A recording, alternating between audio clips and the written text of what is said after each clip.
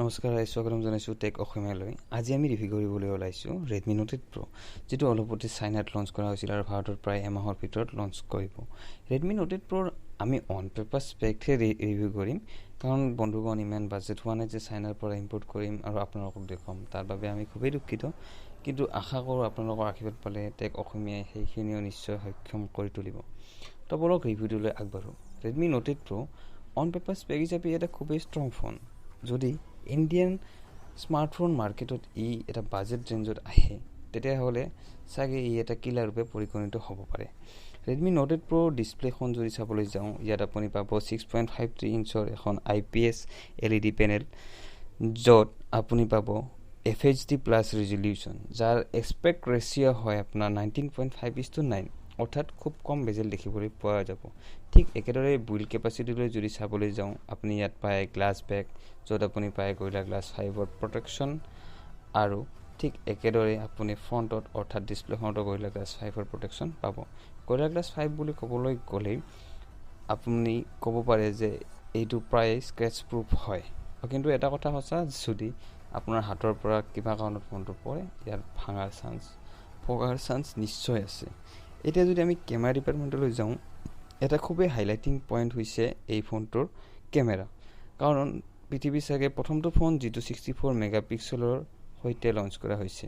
তো Redmi note 8 Proত আছে আপোনাৰ কোৱাড কেমেৰা ছেটআপ বেকত, য'ত আপুনি পায় প্ৰাইমেৰী কেমেৰা 64 মেগাপিক্সেলৰ f2.0 আপাৰচাৰৰ সৈতে, আৰু লগতে আছে 8 মেগাপিক্সেলৰ এখন ৱাইড লেন্স f2.2 লগত, আৰু লগতে আছে ডেপথ চেন্সৰৰ বাবে 2 মেগাপিক্সেলৰ এটা কেমেৰা আৰু 2 মেগাপিক্সেলৰ এটা মাইক্ৰ' লেন্স এখন আছে।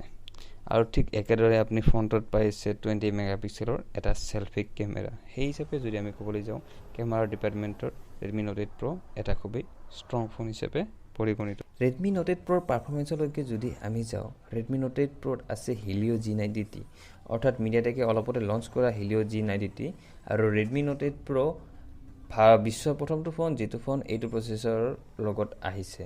Helio G90T এটা স্পেচিয়েলি বনোৱা হৈছে গেমিঙৰ কাৰণে, আৰু ইয়াৰ যদি NT2 বেঞ্চমাৰ্কিং স্ক'ৰ চাবলৈ যাওঁ, প্ৰায় 2,80,000ৰ আশে-পাশে হয়, অৰ্থাৎ এটা ফ্লেগশ্বিপ লেভেলৰ প্ৰচেছৰ বুলি ক'ব পৰা যায়। যিটো প্ৰচেছৰে আপোনাৰ গেমিঙত খুব ভাল পাৰফৰ্মেঞ্চ দেখায়, সেইটো প্ৰচেছৰ নিশ্চয় আপোনাৰ ডেইলি টাস্কো ইজিলি পাৰফৰ্ম কৰিব, অৰ্থাৎ পাৰফৰ্মেঞ্চ ডিপাৰ্টমেণ্টতো আপোনাৰ Helio G90Tৰ বাবে ৰেডমি নোট 8 Pro খুবেই হাই। বেটাৰী ডিপাৰ্টমেণ্টৰ পিনে যদি চাবলৈ যাওঁ, ৰেডমি নোট 8 Pro এইবাৰ বেটাৰী ডিপাৰ্টমেণ্টত খুবেই ষ্ট্ৰং, কাৰণ আগতকৈ ভালেখিনি চেঞ্জ কৰা হৈছে বেটাৰীত। আগতে আপুনি পাই আছিল 4000 mAhৰ ৰেগুলাৰ এটা বেটাৰী, যিটো সকলো ফোনতে দিয়া হৈছিল ৰেডমি নোট 8 Proৰ। এতিয়া সেইটো চেঞ্জ কৰি দিয়া হৈছে 4500 mAhৰ বেটাৰী, আৰু লগতে আপুনি বক্সতে পাই যাব 18 ৱাটৰ ফাষ্ট চাৰ্জিং, যিয়ে Type-C পৰ্টৰ লগত কাম কৰে। অৰ্থাৎ আপুনি ৰেডমি নোট 8 Proত এইবাৰ বেটাৰী লাইফ বেছি পাব, লগতে চাৰ্জিং স্পীডো ইনক্ৰিজ কৰা হৈছে। এতিয়া আমি যদি ৰেডমি নোট 8 Proৰ আদাৰ স্পেচিফিকেশ্যনৰ ফালে চাবলৈ যাওঁ, ইয়াত আছে আপোনাৰ হাইব্ৰিড চিম স্লট, যিটো এটা ডিজএডভান্টেজ হয়, কিন্তু ইয়াত আছে আকৌ লিকুইড কুলিং, যাৰ ফলত আপোনাৰ ফোনটো গৰমৰ পৰা ঠাণ্ডা হোৱাত খুব কম সময় ল'ব। ৰেডমি নোট 8 Proত আছে কেমেৰাটো API ছেটিংছ, যাৰ কাৰণে আপুনি গুগল কেমেৰা ইনষ্টল কৰিব পাৰিব।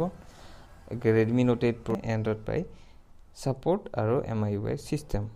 ৰেডমি নোট 8 Proত আপুনি পাব ফেচ আনলক, লগতে ফিংগাৰপ্ৰিণ্ট হয়, কিন্তু ফিংগাৰপ্ৰিণ্ট ইনবিল্ড বা ইন ডিছপ্লে ফিংগাৰপ্ৰিণ্ট নহয়, আপোনাৰ ৰেয়াৰ ফিংগাৰপ্ৰিণ্ট, অৰ্থাৎ আগতে যেনেকৈ ফিজিকেল ফিংগাৰপ্ৰিণ্টটো আছিল সেইটোৱে, কাৰণ ইয়াত এমোলেড ডিছপ্লে দিয়া হোৱা নাই।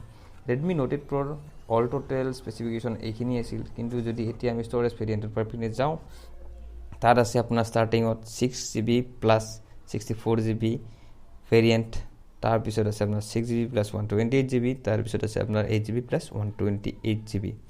এতিয়া চাইনাত লঞ্চ কৰা হিচাপে 6GB প্লাছ 64GB আপোনাৰ ষ্টাৰ্টিং প্ৰাইচ হয় প্ৰায় 14,000 পৰা 15,000ৰ ভিতৰত।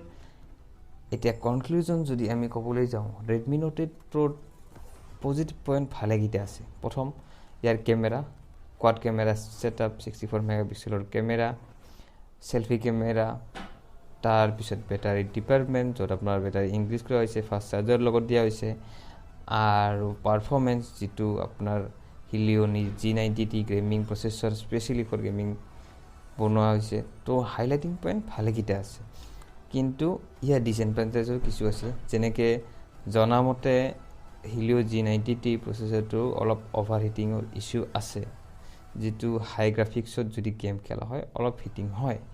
আৰু লগতে ইয়াত আছে আপোনাৰ হাইব্ৰিড চিম স্লট, কিন্তু ইয়াত বাদে আমি একো বেলেগ নেগেটিভ পইণ্ট দেখা নাই। আশা কৰোঁ আপোনালোকে ভিডিঅ'টো পচন্দ কৰিব, আৰু আপোনাৰ নিজৰ মন্তব্য যদি কিবা দিবলগীয়া আছে আপুনি ভিডিঅ'টোৰ তলত কমেণ্টত দিব পাৰে। তাৰ বাবে ধন্যবাদ। আকৌ লগ পাম নতুন ভিডিঅ'লৈ। আহি থাকক, ধন্যবাদ।